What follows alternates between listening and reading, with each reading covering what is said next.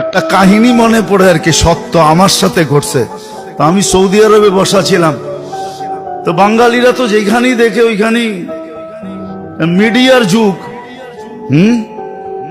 তো একটা আসিল, কিছু ছেলে থাকে না একটু দুষ্ট প্রকৃতির, মানে ওই দুষ্ট না, ও হাসতে হাসতে বলতেছে, দূর হুজুর, আমগো বাংলাদেশি গো কোনো হিসাবই হইব না। ওই কেন? কিয়ামতের দিন আল্লাহ জিজ্ঞাসা করবে, তোকে দেশ কই? কয় বাংলাদেশ। কইব যা, তোরা এমনি জান্নাতে যা, দুনিয়াতে বহুত কষ্ট করছ তোরা।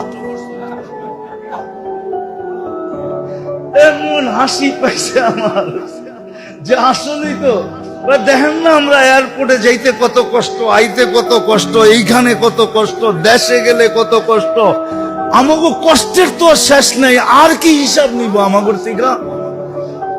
তোর কথাটা আমার ভালোই লাগছে, হাসতে হাসতে একটু মজাকি টাইপের ছেলে। আমি বললাম যে না, তুই সুন্দর বলছ, আমার ওয়াজ হয়ে যাবো এটা দিয়া।